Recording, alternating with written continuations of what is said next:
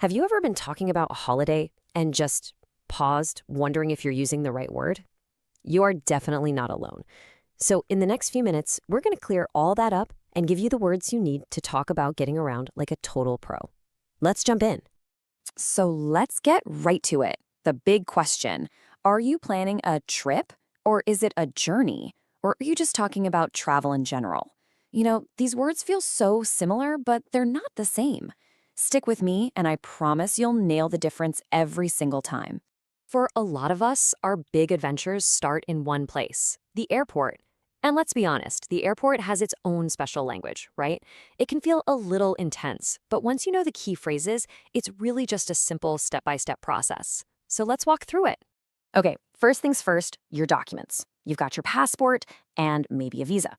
Once those are ready, you find your terminal. From there, you'll get your boarding pass, that magic ticket to get on the plane. After that, it's time for the two big ones, passport control and the security check. Shoo! Once you're through, you'll look for the big departure board to find out which gate to go to. And finally, you board the plane and say hello to the cabin crew. See? Not so scary when you break it down. All right, you've made it through security, you're in the clear. Now, what about all the stuff you're bringing with you? It's not just about what you pack, it's also about how you talk about what you've packed. So, let's get into some of those essential words for your belongings. So, obviously, you've got your luggage, which might be in a suitcase. You've probably booked your accommodation, like a hotel room. If you're the adventurous type, maybe you've got equipment, like a tent. It's always a good idea to have some local cash and coins, and maybe you even have your own transport, your own vehicle. But wait, hang on a second. I just said luggage and suitcase. What's the deal with that? Okay, this is a fantastic question, and it trips up a lot of people. We use these words all the time, they seem to mean the same thing, but there's a tiny but really important grammatical difference. Getting this right will make you sound so much more natural. Here's the secret. Luggage is what we call an uncountable noun. Think of it like the word music or advice. It's the general idea of all your bags together. You can have some luggage or a lot of luggage, but you can't have 3 luggages. On the other hand, a suitcase is a countable noun. It's one specific thing. You can have 1 suitcase, 2 suitcases, 3 suitcases. So you pack your clothes into a suitcase, and that suitcase is part of your luggage. Easy when you know how, right? All right, here we go. This is the main event. Let's finally, once and for all, clear up the confusion between trip, journey, and travel. I know they get mixed up all the time, but trust me, each one has its own job to do. Let's start with the biggest, most general word of the 3, travel. Just like luggage, travel is an uncountable noun. It's the whole idea, the general activity of moving around. You don't take a travel. It's the concept of traveling as a whole. This example is perfect. See how rail travel isn't talking about one specific event?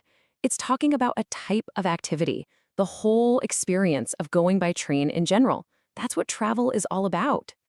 Okay, next up is journey. Now, unlike travel, a journey is countable. You can have 1 journey, 2 journeys, and its whole focus is on getting from point A to point B. It's all about the movement between 2 places. This makes it super clear, doesn't it?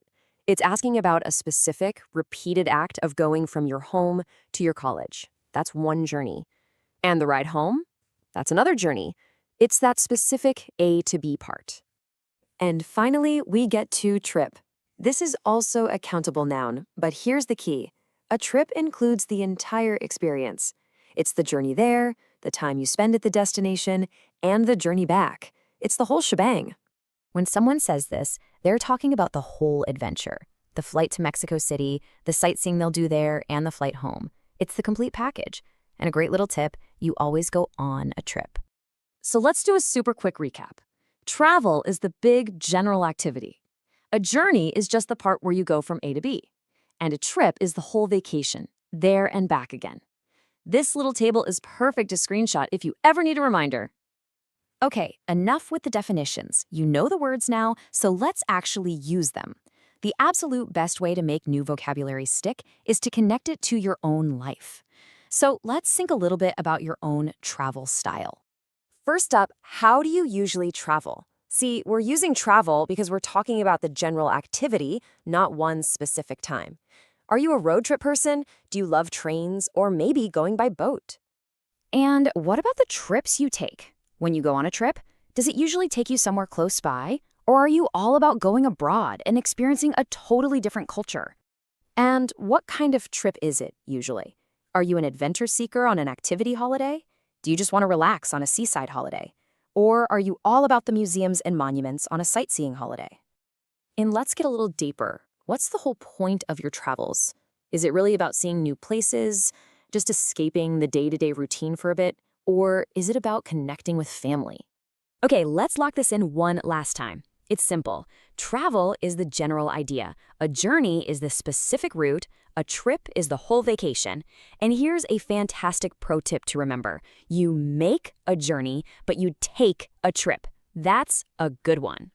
So there you have it. You are now fully equipped with the right words for your next adventure. The only question left is, where is your next journey going to take you?